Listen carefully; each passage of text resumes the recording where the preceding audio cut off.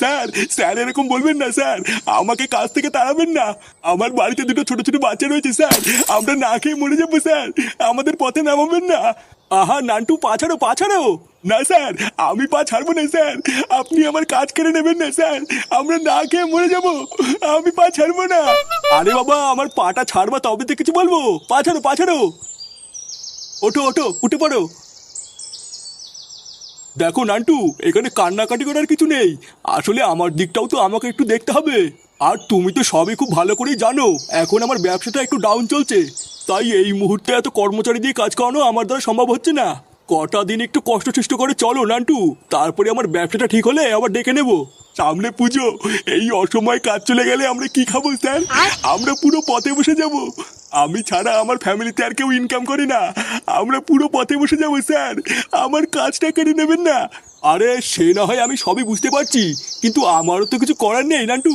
দেখো কটা দিন একটু কষ্ট সষ্ট করে চলো, তারপরে আমি দেখছি।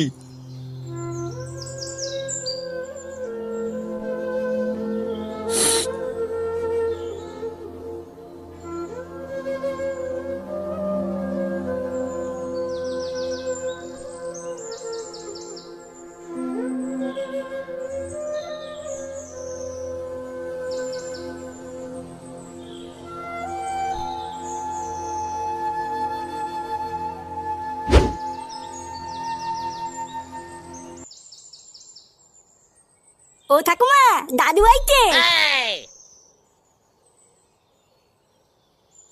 হ্যাঁ গো, তুমি এত তাড়াতাড়ি চলে আসলে কেন? কাজে যাওনি? আর কাজ গোগিন্নি, কাজ থাকলে তো কাজে যাবো। এইসব কি উল্টো পাল্টা কথা বলছো তুমি? কাজ থাকলে যাবা মানে?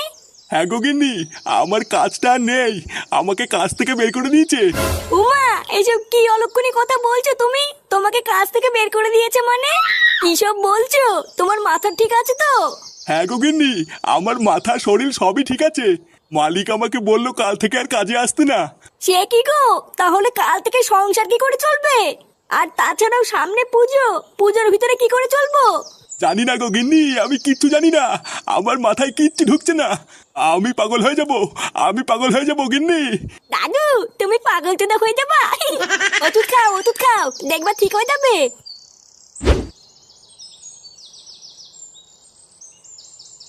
আরে কি ব্যাপার ফুটো, হঠাৎ এদিকে? এই লেওরা আসলাম একটু ঘুরতে ঘুরতে, তাই ভাবলাম এইদিকেই যখন যাচ্ছি, যাওয়ার সময় এক বোতল মাল নিয়ে যাই। বাহ, ভালো করেছে ফুটো, মাঝে মধ্যে এইদিকেও একটু আসবা। হ্যাঁ মারা, তা তো আসবোই। তা বলো ফুটো, কয় বোতল মাল দেবো? ও বেশি না, আপাতত এক বোতল মাল দে, আর খাতায় লিখে রাখ, পরে দিয়ে দেবো। বাকি? না না, তোমাকে আর বাকিতে মাল দেবো না। লেওরা, বাকি নিতে নিতে তোমার 1600 টাকা বাকি হয়ে গেছে, তাই তোমাকে আর বাকি দেওয়া যাবে না, আগে টাকা ফেলো তারপরে মাল দেবো। নে লেওরা, বললাম তো খাতায় লিখে রাখ, পরে দিয়ে দেবো। ভোদার বাল এমন করছিস, আমি কি তোর টাকা মেরে দেবো নাকি? আরে না ফুটো, তোমার উপরে আর ভরসা নেই, খাতায় তোমার বাকি লিখতে লিখতে খাতার পেজ ফুরিয়ে গেছে, তাও এখনো আমি একানেও পাইনি, তাই তোমাকে আর বাকি দেবো না, আগে টাকা ফেলো তারপরে মাল পাবা। তাহলে এবার কি দাঁড়ালো, তুই আর আমাকে ধারে মাল দিবি না তাই তো? আরে না না, তোমাকে আর ধারে মাল দেবো না, আগে টাকা ফেলো। দাঁড়া শান্তি ছেলে, আমি টাকা নিয়ে আসছি, তারপর দাঁড়া, তোর আর তোর দোকান দুটোরই কপাল মারছি।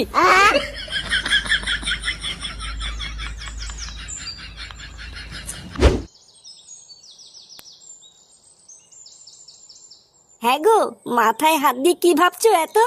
ভাবছি গোগিন্নি, এইভাবে তো আর ঘরে বসে থাকলে হবে না, একটা কাজ খুঁজতে হবে। সে না হয় তুমি পরে খুঁজবে, আগে বলো আজকে কি রান্না করব?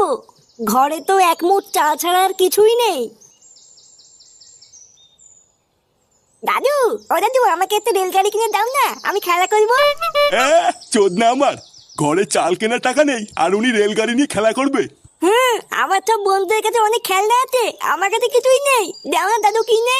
এ ভোদার বাল, মেলা ফ্যাচ ফ্যাচ করিস না তো, বেরো এখান থেকে। আমার কাছে এসে গুদগুদ না মারিয়ে যা নিজের বাপের কাছে কি চাগিয়ে। হ্যাঁ গো, তুমিও ওইভাবে বলছো কেন?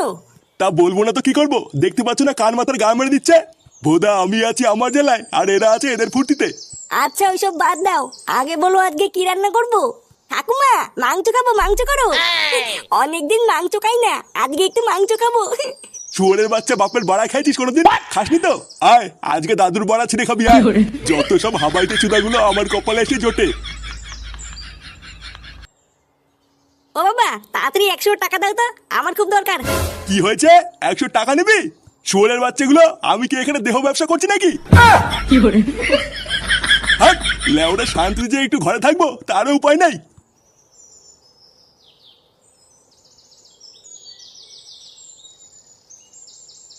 বন্ধুরা তোমরা কি তা হ্যাঁ রে ল্যাংচা, শুনলাম তোর বাপের নাকি শরীরটা খারাপ। হ্যাঁ গো পল্টুদা, কয়দিন ধরে বাবার শরীরটা খুব খারাপ, ঠিক মতন এখন আর কাজও করতে পারে না। কেন রে?